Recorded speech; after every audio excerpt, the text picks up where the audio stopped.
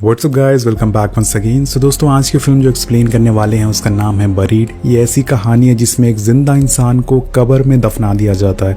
और अगर आप में से कोई कमज़ोर दिल का है तो अपने दिल को थाम कर बैठ जाइए और इस कहानी को ध्यान से सुनिए। तो चलिए कहानी की शुरुआत करते हैं। मूवी की शुरुआत में हमें काफ़ी अंधेरा दिखाया जाता है, मानो जैसे रात अपनी चरम सीमा पे हो।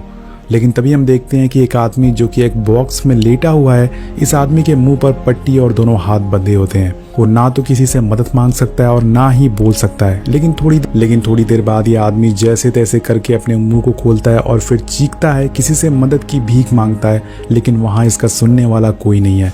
इस आदमी को ये तक पता नहीं होता कि ये ज़मीन के अंदर है या फिर बाहर है, क्योंकि वो एक स्क्वायर से बॉक्स में बंद है और वहाँ पूरा अंधेरा होता है। लेकिन वो अपना लाइटर जलाता है जिससे वो थोड़ी सी रोशनी करता है और फिर तभी उसे एक बॉक्स में कील दिखती है जिसकी मदद से वो अपने हाथों को खोलता है। अब इस आदमी का हाथ और मुंह दोनों खुल चुका था, तो अब ये कोशिश करता है कि वो बॉक्स भी खुल जाए और बाहर निकल सके। लेकिन इसकी हर कोशिश, हर तरकीब नाकामयाब हो जाती है। और तभी इस आदमी को वाइब्रेशन की आवाज़ आती है। जब ये उस आवाज़ का पता लगाता है कि ये आवाज़ कहाँ से आ रही है, तो इसे पता चलता है कि इसकी पैंट के पॉकेट में एक फ़ोन है। ये फ़ौरन उसे निकालता है, लेकिन हैरानी की बात ये होती है कि ये फ़ोन इसका नहीं होता है। उसमें जो भाषा होती है वो इराकी होती है। लेकिन वो आदमी जल्दी से इमरजेंसी नंबर पे कॉल लगाता है और उसकी खुशकिस्मती अच्छी होती है, वो कॉल लग जाता है। वो कॉल लगने के बाद अपने बारे में बताता है कि मैं अभी एक कॉफिन में दफन हूँ। मेरा नाम पॉल कॉनरे है। मैं इराक में ट्रक ड्राइवर हूँ। मेरे साथ और भी लोग थे और हम पर एक हमला हुआ था। फिर जब मेरी आँख खुली तो मैं यहाँ कॉफिन में दफन हूँ। प्लीज़ मेरी हेल्प करो, मुझे जल्दी से यहाँ से बाहर निकालो, मैं सांस नहीं ले पा रहा हूँ। ये सब सुन के वो इमरजेंसी कॉल वाली औरत काफ़ी घबरा जाती है और वो उससे कहती है कि ये कॉल यूएससी के एक छोटे से गांव में लगा है। ये सुन के पॉल समझ जाता है कि वो औरत उसकी हेल्प नहीं कर सकती, क्योंकि ये कॉल यूएसए में लगा है और वो इराक में कहीं दफन है। अब पॉल फ़ोन काट देता है, लेकिन वो अभी भी हार नहीं मानता। वो अपनी पत्नी लेंडा कॉनरे को कॉल लगाता है, लेकिन लेंडा उसका कॉल रिसीव नहीं करती। इसलिए पॉल एक वॉइस मैसेज छोड़ देता है जिस सुनकर वापस उसे कॉल करे। अब पॉल एक कस्टमर केयर पे कॉल करता है और वहाँ से FBI का नंबर निकालता है। जब FBI को वो कॉल लगाता है तो वो उसकी फ़ोन उठा लेते हैं और पॉल उन्हें बताता है कि वो एक कॉफ़ी में बंद है, प्लीज़ उनकी मदद करो। तो FBI एजेंट उसे पूछता है कि तुम मुझे सही सही बताओ, तुम्हारे साथ क्या हुआ है। पॉल कहता है कि वो इराक में एक ट्रक ड्राइवर है। वो एक कंपनी के लिए काम करता है। जब वो अपने साथी ड्राइवर के साथ खाने की सप्लाई करने जा रहा था तो कुछ छोटे इराकी बच्चे उसके ट्रक के सामने आ गए थे और अचानक से उसके और उसके साथियों के ऊपर पत्थर फेंकना चालू कर दिया था। फिर पीछे से कुछ लोग आए और उन्होंने एक ट्रक को उड़ा दिया और काफ़ी सारे लोगों को गोली मार दी। तभी मेरे सर पे एक बच्चे ने पत्थर मार दिया और मैं बेहोश हो गया। जब मेरी आंख खुली तो मैं एक ताबूत में दफन था। मुझे नहीं पता कि वो लोग कौन थे और उन्होंने हमारे साथ ऐसा क्यों किया। प्लीज़ मेरी हेल्प करो। पॉल अपनी परेशानी उसे बता ही रहा होता है, लेकिन तभी उसका मोबाइल का सिग्नल चला जाता है और वो ये देख के काफ़ी ज़्यादा परेशान हो जाता है। वो अपने मोबाइल को कॉफिन के चारों तरफ घुमाता है ताकि नेटवर्क मिल सके और फिर अचानक से सिग्नल दोबारा आ जाता है। वो उसे दोबारा कॉल लगाता है, लेकिन इस बार कॉल कहीं और लग जाती है और वो उसे मैसेज छोड़ने के लिए बोलते हैं, लेकिन तभी दोबारा से सिग्नल चला जाता है। अब पॉल काफ़ी परेशान और हताश हो चुका था। उसे लगता है कि अब उसकी शायद कोई मदद नहीं कर पाएगा। लेकिन तभी पॉल को याद आता है कि उसके फ़ोन पर एक मिस कॉल आई हुई है और इस बार सिग्नल भी आ रहा होता है। तो उस नंबर पर दोबारा कॉल लगाता है। वो कॉल लग जाता है और एक आदमी की आवाज़ आती है। वो बोलता है कि सोल्जर, अभी तक तुम जिंदा हो? तो पॉल कहता है कि वो सोल्जर नहीं है, वो एक ट्रक ड्राइवर है। वो CRT कंपनी में काम करता है। लेकिन वो आदमी कहता है कि तुम अमेरिकन हो, इसका मतलब तुम सोल्जर हो। और इसके बाद वो आदमी कहता है कि अगर आज शाम 9 बजे तक तुमने मुझे $5 मिलियन नहीं दिए तो मैं तुम्हें यहीं मरता हुआ छोड़ दूंगा और ज़िंदा ही दफन कर दूंगा। ये उसी आदमी का कॉल होता है जिसने पॉल को यहाँ बंद किया था और अब वो पैसों की डिमांड भी कर रहा था। ये बात सुन के पॉल उससे कहता है कि मेरी फैमिली के पास $5 मिलियन होते तो क्या मैं अपनी फैमिली को छोड़ के यहाँ इतनी दूर काम करने आता। लेकिन वो आदमी पॉल की एक बात नहीं सुनता और बोलता है कि भले ही तुम्हारी फैमिली के पास $5 बिलियन नहीं है, लेकिन तुम्हारी अमेरिका की एम्बेसी के पास ज़रूर होंगे। तुम उन्हें बोलो, उनसे कांटेक्ट करो और उन्हें बताओ कि जल्दी तुम मरने वाले हो अगर उन्होंने तुम्हारी मदद नहीं की, अगर उन्होंने $5 मिलियन नहीं दिए। इसके बाद पॉल उस आदमी से कुछ कह पाता है कि इससे पहले वो कॉल कट कर देता है। अब पॉल समझ जाता है कि अगर उसे अपनी जान बचानी है तो उसे अपनी एम्बेसी मतलब अपनी गवर्नमेंट से कांटेक्ट करना पड़ेगा और उनसे $5 मिलियन मांगना पड़ेगा ताकि वो ज़िंदा बच जाए। फिर पॉल अपनी एक दोस्त का नंबर डायल करता है जिसका नाम डोना होता है। उसका नंबर लग जाता है। डोना उसका कॉल उठाती है तो पॉल कहता है कि क्या तुम अभी कंप्यूटर के पास हो? तो वो कहती है हाँ। पॉल कहता है कि मुझे जल्दी से अभी स्टेट गवर्नमेंट का नंबर निकाल कर दो, लेकिन डोना कहती है कि वो अभी बाहर जा रही है, उसे काफ़ी ज़रूरी काम है। ये सुन के पॉल उस पर काफ़ी चिल्लाने लगता है और उसे गालियाँ देने लगता है, तो डोना गुस्से में कॉल कट कर देती है। लेकिन पॉल के पास कोई और ऑप्शन नहीं है। अभी वो दोबारा डोना को कॉल लगाता है और उसे इस बारी बहुत प्यार से पूछता है, तो वो नंबर दे देती है। फिर पॉल स्टेट गवर्नमेंट को कॉल लगाता है और उन्हें अपनी सिचुएशन के बारे में बताता है, लेकिन तभी वो जिस लेडी से बात कर रहा होता है वो अचानक से पॉल का नाम ले लेती है। पॉल उसे कहता है कि मैंने तुम्हें अभी अपना नाम बताया नहीं, तुम मेरे बारे में कैसे जानती हो? वो कहती है कि तुमने किसी को वॉइस मैसेज भेजा था और वो वॉइस मैसेज हमारे पास पहुंच गया था। ये सुन के पॉल उनसे कहता है कि मुझे आज 9 बजे तक $5 मिलियन चाहिए, वरना वो लोग मुझे यहीं मरने के लिए छोड़ देंगे। वो लेडी कहती है कि हम उन्हें $5 मिलियन नहीं दे सकते, हम आतंकवादियों से सौदा नहीं कर सकते। ये सुन के पॉल उनसे कहता है कि अगर आप लोगों ने पैसे नहीं दिए तो मैं यहीं मर जाऊंगा। आप लोग एसी में बैठे हो, वहां बैठकर यहाँ के हालात के बारे में आपको पता नहीं है। और वो लेडी को शायद पॉल पे दया आ जाती है और वो पॉल को एक आदमी का नंबर देती है जिसका नाम डैन ब्रेनर होता है। एक्चुअल में दोस्तों डैन हॉस्टेज ग्रुप का हेड होता है। फिर वो लेडी कहती है कि तुम डैन से बात करो, ये तुम्हारी हेल्प जरूर करेंगे। पॉल फौरन ही डैन को कॉल लगाता है। जब डैन कॉल उठाता है तो वो कहता है कि मुझे तुम्हारे हालात के बारे में सब पता है, तो मैं आज शाम 9 बजे से पहले हम निकाल लेंगे। इसके बाद डैन उसे कहता है कि तुम अपना फ़ोन वाइब्रेशन मोड से हटा के साइलेंट में रख दो ताकि बैटरी सेव हो सके। जो तुम्हारे पास लाइटर है उसे तभी यूज़ करना जब तुम्हें उसकी ज़्यादा ज़रूरत हो। अब ये सब डैन उसे बता ही रहा होता है कि तभी उस किडनैपर का दोबारा उसे कॉल आता है और पॉल डैन को बोलता है कि आतंकवादी का कॉल आ रहा है। तभी गलती से वो कॉल उठा लेता है और फिर वो आदमी कहता है कि क्या तुमने अपनी एम्बेसी से बात करी? तो पॉल कहता है कि वो कह रहे हैं कि वो आतंकवादियों से सौदा नहीं करेंगे। वो बोलता है कि मैं आतंकवादी नहीं हूँ, तुम मेरे देश में घुसे हो और उसे बर्बाद कर रहे हो। इसके बाद पॉल उसे कहता है कि इन सब चीज़ों में मेरी कोई गलती नहीं है, मैं सिर्फ एक मामूली सा ट्रक ड्राइवर हूँ जो यहाँ पे कुछ पैसे कमाने आया हूँ। पॉल उससे कहता है कि मैं $5 मिलियन तुम्हें नहीं दे पाऊंगा। ये सुन के वो आदमी कहता है कि मैं भी पहले जॉब करता था, लेकिन 9/11 हुआ तो इसमें मेरी क्या गलती है? सद्दाम हुसैन यहाँ रहता था, इसमें मेरी क्या गलती है? उस आदमी का कहना होता है कि अमेरिकन उसके देश में घुसा है और उन पे कब्जा करते जा रहे हैं, उन पर जुल्म करते जा रहे हैं और उनके देश पे पूरी तरह से अपनी मनमानी कर रहे हैं। पॉल उससे दोबारा कहता है कि मेरी इसमें कोई गलती नहीं है, मैं सिर्फ एक मामूली सा ट्रक ड्राइवर हूँ। वो कहता है कि मेरी कंपनी तुम्हारे शहर में बिल्डिंग बना रही है जिससे तुम्हें और जॉब मिलेंगी। वो आदमी कहता है कि जिस चीज़ को तुम लोगों ने बर्बाद किया है तुम उसे दोबारा खुद ही बना रहे हो। फिर वो आदमी बोलता है कि तुम्हें एक वीडियो बनाना होगा जिसमें तुम अपनी गवर्नमेंट से पैसे मांगोगे। तो पॉल उनसे कहता है कि मेरी गवर्नमेंट कभी तुम्हें इतने पैसे नहीं देगी। तो वो आदमी उन पैसों को कम कर देता है और कहता है कि तुम मुझे $1 मिलियन दे सकते हो, और बताता है कि तुम्हारे पैर के पास एक नोट पड़ा हुआ है, उसे पढ़ते हुए एक वीडियो बनाओ। फिर वो कॉल कट कर देता है। इसके बाद पॉल देखता है कि उसके पैर के पास एक बैग होता है, लेकिन वहाँ तक पहुँचना काफ़ी मुश्किल होता है क्योंकि वो ताबूत बहुत ज़्यादा ही छोटा था।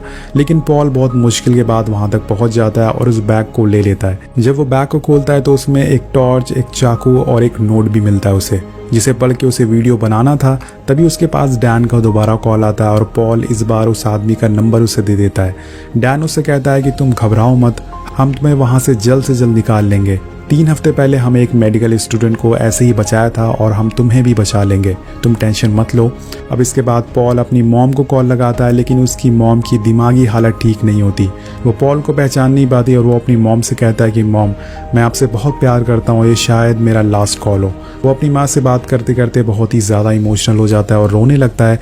और तभी पॉल देखता है कि उसके फ़ोन पे एक फ़ोटो आई होती है और ये फ़ोटो उसी आदमी ने भेजी थी जिस आदमी ने उसे यहाँ दफन किया था। असल में ये फोटो उसकी कलीग की होती है जिसके सर पे इन लोगों ने बंदूक तान रखी थी। पॉल फौरन ही उस आदमी को कॉल लगाता और कहता है कि इसे मत मारना, इसके 2 बच्चे हैं। तो वो आदमी कहता है कि मेरे 5 बच्चे थे लेकिन अब सिर्फ 1 बचा हुआ है। इससे वो आदमी कहता है कि अगर तुमने 2 सेकंड में वो वीडियो नहीं बनाया तो मैं इस लेडी को मार दूंगा। फिर वो कॉल कट कर देता है और अब पॉल के पास कोई ऑप्शन नहीं है। फौरन ही नोट को पढ़कर एक वीडियो बनाता है जिसमें लिखा होता है कि मुझे इराक में बंदी बना लिया गया है और मुझे आज शाम तक 9 बजे तक $1 मिलियन चाहिए ताकि मैं यहाँ से छूट सकूँ।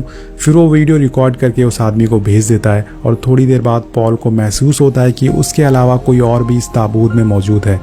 जब वो देखता है तो उसे वहाँ एक सांप दिखता है जो कि काफ़ी जहरीला होता है, जो कि ताबूत में एक छेद से घुस गया था। वो सांप के आसपास अपने लाइटर का लिक्विड डाल देता है जिससे वो आग जला देता है और वो सांप वहाँ से भाग जाता है, जिससे कि पॉल की जान बच जाती है और वो एक राहत की सांस लेता है। लेकिन तभी उसके फ़ोन पे एक और वीडियो आता है और ये वीडियो उस लेडी का होता है जिसकी उसके पास फ़ोटो आई थी। इस बारी वो लेडी बोलती है कि हमारी गवर्नमेंट ने हमारे लिए कुछ नहीं किया और इन लोगों ने उनसे 3 शर्तें बोली थी लेकिन उन्होंने एक भी नहीं मानी। उन तीनों शर्तों को इन्होंने इनकार कर दिया और तभी दोस्तों उस पर वो आदमी गोली चला देता है। ये देख के पॉल इतना ज़्यादा डर जाता है कि वो उल्टियाँ करना चालू कर देता है। वो सोचता है कि जब उस लेडी की किसी ने मदद नहीं की तो उसकी कौन मदद करेगा। और फिर थोड़ी देर बाद डैन का दोबारा उसे कॉल आता है और पॉल कहता है कि तुमने वो वीडियो क्यों बनाया जिसमें तुमने बोला है कि तुम्हें बंदी बनाया गया है। डैन बोलता है कि उन लोगों ने वो वीडियो यूट्यूब पे डाल दिया है जिसे कि 47,000 लोगों ने देख लिया है और उन लोगों ने तुमसे जानबूझकर ये वीडियो बनवाया था जिससे कि वो गवर्नमेंट पे प्रेशर डाल सके और पैसे की मांग कर सके। अब इसके बाद वो कहता है कि तुम घबराओ मत, लेकिन लास्ट में वो ये भी कहता है कि तुम घबराना मत, हम तुम तक बस पहुंचने वाले हैं और तुम्हें बचा लेंगे। लेकिन पॉल कहता है कि तुम मुझे बेवकूफ़ बना रहे हो, ऐसा कुछ होने वाला नहीं है, तुमने उस लेडी को भी नहीं बचाया। उसने तुम लोगों से 3 शर्तें मानने के लिए कहा था लेकिन तुम लोगों ने उसकी एक भी शर्त नहीं मानी। डैन कहता है कि हमें उसके बारे में कुछ नहीं पता और हमें ये भी नहीं पता कि उसने ऐसा वीडियो में क्यों बोला। डैन पॉल से बोलता है कि हम उस आदमी का नंबर ट्रैक करने की कोशिश कर रहे हैं लेकिन हम उस तक पहुंच नहीं पा रहे हैं, लेकिन तुम घबराओ मत, हम तुम्हारे काफ़ी करीब हैं। और ये सुन के पॉल उससे कहता है कि मेरे आसपास एक मस्जिद है क्योंकि मैंने अभी एक अजान सुनी है। ये सुन के डैन उससे कहता है कि बहुत अच्छा, इसका मतलब हम काफ़ी करीब हैं। लेकिन तभी वहाँ एक धमाका होता है जिससे कि ताबूत के ऊपर की लकड़ी टूट जाती है और उसमें से रेत गिरना चालू हो जाती है। अब पॉल देखता है कि वो छेद में से लगातार रेत गिरती जा रही थी, अगर उसने छेद को बंद नहीं किया तो वहीं जिंदा दफन हो जाएगा। वो जल्दी वहाँ एक कपड़ा लगा देता है जिससे कि रेत गिरना बंद हो जाती है। अब पॉल देखता है कि उसकी घड़ी में 8 बज चुके होते हैं, मतलब अब उसके और उसके गवर्नमेंट के पास सिर्फ 1 घंटा बचा हुआ है। उसे बचाने के लिए जो कपड़ा उसने लगाया था वो धीरे धीरे खिसकता जा रहा है जिसकी वजह से रेत अंदर आती जा रही है। अब यहाँ पर डैन का उसे दोबारा कॉल आता है जिसमें वो कहता है कि जो तुमने अभी ब्लास्ट सुना है वो असल में हमारे फाइटर प्लेन ने किया था और उसी में शायद वो आतंकवादी भी मारा गया है, तुम घबराओ मत, हम तुमसे काफ़ी करीब हैं। लेकिन पॉल अब पूरी तरह से हिम्मत हार चुका है, उसने जीने की पूरी उम्मीदें छोड़ दी है, वो पूरा उस रेत में दफन हो चुका है, सिर्फ उसका सर ही है जो उस रेत से बाहर है। वो अपने लाइटर को अपने चेस्ट पे रखता है और वहाँ कुछ उजाला करता है। यहाँ पर दोस्तों पॉल बार बार अपनी पत्नी को कॉल लगा रहा था ताकि एक बार उससे वो बात कर सके, लेकिन वो उसका फ़ोन आउट ऑफ रीचेबल जा रहा था बार बार। और अब दोबारा पॉल का फ़ोन एक बार और रिंग होता है, ये उसी किडनैपर का कॉल होता है। मतलब दोस्तों वो आदमी अभी मरा नहीं है, वो अभी भी जिंदा है। वो आदमी पॉल से कहता है कि पैसे कहाँ हैं, तो पॉल कहता है कि मुझे इस बारे में कुछ भी नहीं पता है। वो आदमी उसे कहता है कि अपनी एक उंगली काटो और उसकी एक वीडियो बनाओ, तभी वो तुम्हारी गवर्नमेंट तुम्हारे लिए पैसे देगी। लेकिन पॉल इस बारी मना कर देता है और फिर वो आदमी कहता है कि अगर तुमने ऐसा नहीं किया तो तुम्हारे घर पे खून बहेगा। दोस्तों ये आदमी पॉल के घर का एड्रेस भी जानता था और ये सुन के पॉल काफ़ी ज़्यादा शॉक में आ जाता है। ये सुन के पॉल घबरा जाता है, वो कहता है कि ऐसा मत करो, मैं तुम्हारी बात मानने को तैयार हूँ। सो पॉल तुरंत ही अपनी फैमिली को फ़ोन लगाता है, लेकिन फ़ोन उसकी पत्नी नहीं उठाती, तो वो उसे एक वॉइस मैसेज भेजता है और कहता है कि तुम अपने घर से बाहर मत निकलना, घर में ही रहना। फिर पॉल अपने मुंह पे एक कपड़ा फंसा लेता है और अपनी उंगली काट लेता है। वो उसकी वीडियो बनाकर उस आदमी को भेज देता है। और अब दोस्तों पॉल अब पूरी तरह से सुन पड़ चुका है क्योंकि उसकी कटी हुई उंगली उसे काफ़ी दर्द दे रही है। तभी पॉल देखता है कि उसके ऊपर से रोशनी आ रही है और उसे बचा लिया गया है, लेकिन ये सिर्फ उसका एक विजन होता है, ये सच्चाई नहीं होती है। वो अभी भी उसी कॉफिन में बंद है। अब आखिरी बार दोस्तों उसको डैन का कॉल आता है और वो उसे बताता है कि हम तुम तक पहुंच गए हैं, तुम हार मत मानना। अभी रेत उस कॉफिन में भरती जा रही है और डैन उसे लगातार बात करता जा रहा था।